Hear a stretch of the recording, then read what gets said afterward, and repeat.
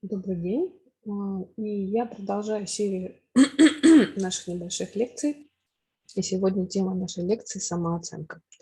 Самооценка отражает то, как вы рассматриваете себя в мире, стоящий ли вы человек. И самооценка нам очень важна с позиции того, насколько я представлен сам для себя в этом мире, насколько я себя ощущаю в этом мире, и насколько я ценен для себя и ценен для этого мира. И, конечно же, самооценка у нас строится на нашем мнении о себе, и оно находится где-то у нас на задворках сознания. Конечно, вы не думаете об этом каждый день, не склонны менять свою точку зрения бессознательной работы, но это вовсе не значит, что она непоколебима.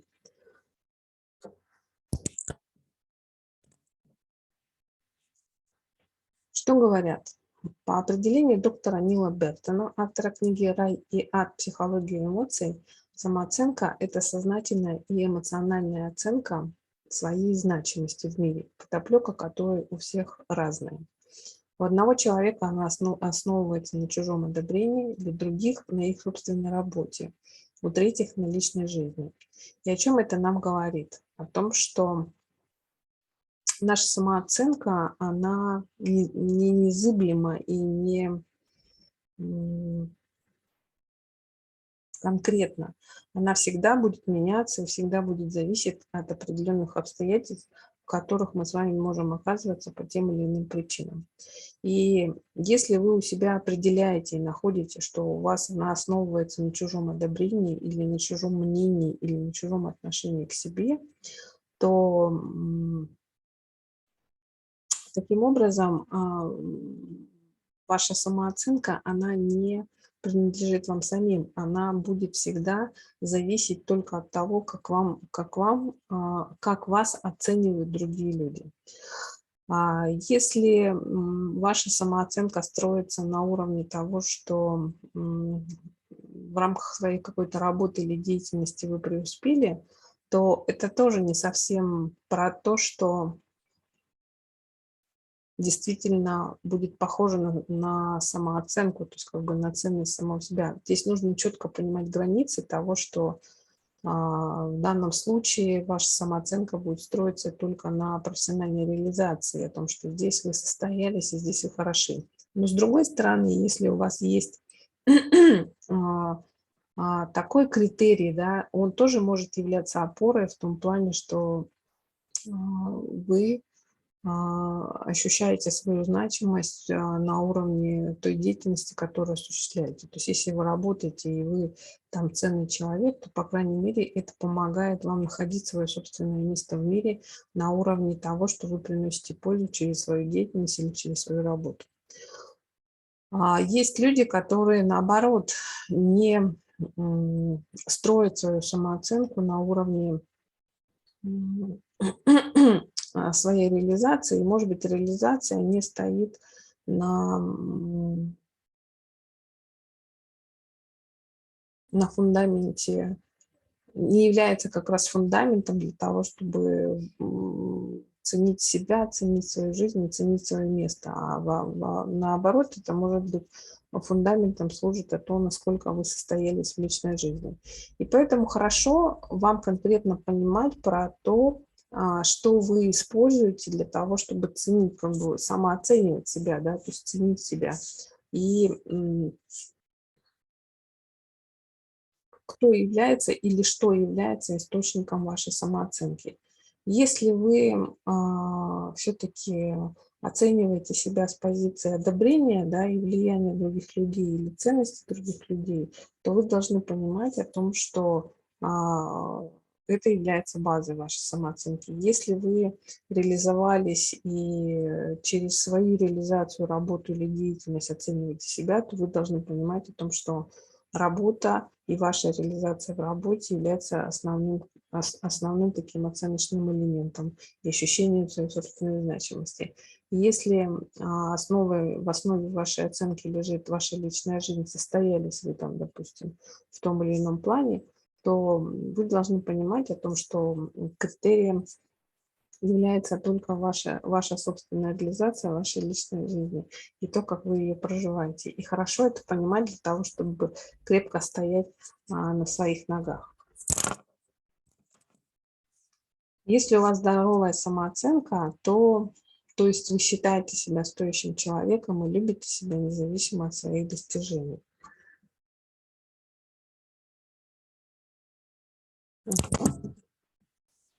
И в чем разница между здоровой и низкой самооценкой? Если у вас здоровая самооценка, вы относите поражение насчет обстоятельств, и эти выводы не затрагивают вашей личности. То есть о чем это? Это про то, что я есть как ценная единица этой жизни, да, то есть я есть, я человек, я ценю свою собственную жизнь. И если что-то происходит вокруг меня, или если я испытал неудачу, то это никоим образом не влияет на то, что вы плохой, или вы неудачник, или вы не состоялись в чем-то, да. То есть при здоровой самооценке, при таком адекватном отношении к самому себе, при ценности своей собственной жизни, чаще всего люди со здоровой самооценкой на самом деле неудачи испытывают с позиции того, что сейчас в моей жизни происходит период, когда есть какие-то обстоятельства, и сложились мои определенные поступки таким образом, что у меня вот произошла такая неудача. То есть они не соотносят это именно с собой, что я плохой, они не переносят и не внедряют это в самих себя. Они произносят и как бы соотносят вот эту неудачу с тем, что да, в моей жизни происходит такой период, и, возможно, это тот период, с которым мне нужно справиться. Но никоим образом это не разрушает вашу личность. С другой стороны, при низкой самооценке вы придаете неудачным событиям вселенский масштаб. То есть тогда это про что? Это про то, что если что-то произошло с человеком, у которого низкая самооценка, тогда этот человек начинает соотносить это с собой, именно с собой. Да? То есть если там это при здоровой самооценке, это про то, что произошли какие-то обстоятельства со мной, да, но при низкой самооценке это про то, что со мной что-то не так. Или я плохой, или я что-то сделал не так. В таком случае мы имеем дело с разновидностью максимализма, типа мышления, признающим только черное и белое. А это как раз вот выбор только черного и белого занижает самооценку.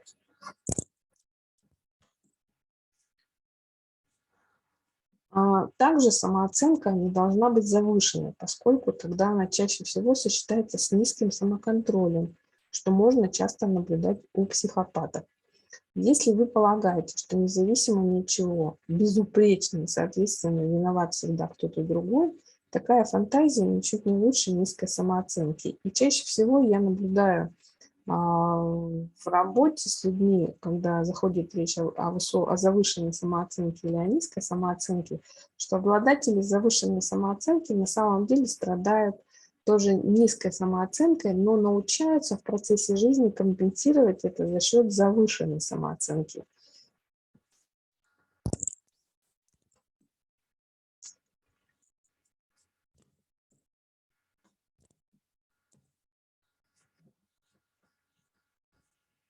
Мушечка, выходи.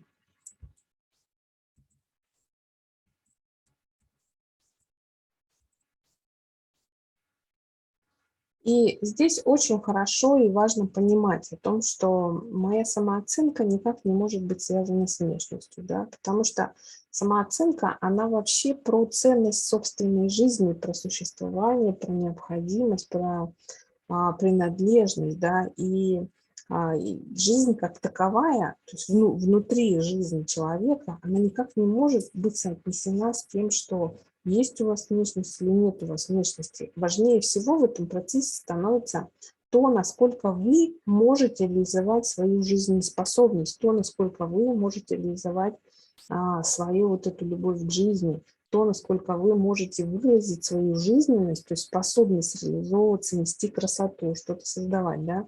И таким образом вот этот глубинный материал, глубинная суть человека каждого, да, как раз становится независимо от того, какой вы внешности, а становится зависимо от того, что я могу в этой жизни сделать для себя и для человечества. Также моя самооценка не определяется благосостоянием, да, то есть как бы ценность жизни человека не зависит от того, какое количество у вас денег, в чем вы находитесь или в чем вы живете. Ваша самооценка должна зависеть именно и опираться на то, что в первую очередь самым важным является ценность вашей жизни, и не больше, и не меньше. Ценность моей личности определяют не другие люди, а я сам. Да? То есть мы не отдаем как раз вот эту ценность своей жизни и своей личности на суд других людей, мы не отдаем в управление других людей, мы не впадаем в зависимость от других людей на этом уровне и не вступаем в эти зависимые отношения для того, чтобы люди управляли и как-то каким-то образом оценивали правильность, неправильность наших действий, правильность, неправильность наших выборов, правильность, неправильность наших мыслей и идей и правильность, неправильность наших чувств, которые мы переживаем на тот или иной, в тот или иной момент. Моя самооценка не зависит от медалей, наград и красных дипломов. Неудачи не умаляют ценности моей личности. И это действительно так. То есть как бы, но чаще всего в эту ловушку попадают люди, которые зависят от мнения чужих людей, у которых самооценка зависит как раз от поощрения, да, извне. И если вы находите эти процессы у себя, если вы наблюдаете о том, что ваша самооценка зависит от того, как на вас смотрят люди, как они оценивают ваше поведение, как они оценивают вашу внешность, вы должны понимать то, что таким образом вы находитесь в ловушке отношений, то есть вы находитесь в ловушке эмоциональной зависимости от мнения других людей. И с этим необходимо что-то делать, с этим необходимо разбираться, с этим необходимо работать для того, чтобы вернуть себе самоценность жизни и для того, чтобы ваша самооценка принадлежала только вам, чтобы вы были тем главным человеком, который оценивает ту или иную степень своих поступков. Моя ценность не связана с наличием или отсутствием партнера. И это действительно так, потому что, к сожалению, за много-много количество лет сложилась вот эта стереотипная модель о том, что женщина может быть женщиной при условии того, что рядом с ней есть мужчина, а мужчина может быть там полноценным мужчиной, если рядом с ним есть женщина. Сейчас вся тенденция современного мира движется к тому, что мы начинаем наконец-то проявлять, и это наилучшее время наступает для нас, когда важным становится человеческая жизнь. То есть независимо от того, есть у меня партнер или нет, да, то есть важно именно то, что нужно мне, в чем я нахожусь, в чем я живу и как я себя реализую в этом мире, какое мое место в этом мире. Соцсети – это здорово, но к моей самооценке они не имеют никакого отношения. Это тоже очень важный пункт, необходимый, о котором стоит говорить по поводу того, что часто я встречаюсь с тем, что молодые люди, современные молодые люди свою самооценку строят относительно того, могут они повторить то, что происходит в Инстаграме, то, что происходит в соцсетях, похожи они становятся на кого-то или не похожи они становятся на кого-то, да. И таким образом люди начинают привязываться во внешние вот эти источники и желать такой же жизни, которую закулисье которой люди не понимают. Поэтому хорошо отделять от себя, да, то есть как хорошо отделять вот эти картинки, которые нам предлагают, от того, что находится в нашей реальности. Вот. И хорошо соотносить о том, что как здорово, что у того человека получается, и при этом есть моя жизнь, которая имеет свою ценность, и я иду своим собственным путем. Хорошо будет, если вы не будете соотносить свою жизнь со всеми, кто есть во внешнем мире, а наоборот, находить ответ на простой вопрос. А кто я? В чем мое предназначение в этой жизни? И самый главный вопрос, да, о том, что в чем задумка Бога относительно меня, да, то есть Бога или высшей силы, то есть почему Богу угодно, или высшей силе угодно, или высшему разуму угодно, для того, чтобы я появился на свет, для того, чтобы я прошел тот путь, которым я иду. И самое главное, в чем основной замысел и в чем мне нужно реализоваться для того, чтобы разгадать вот эту самую главную, важную задумку высшего разума.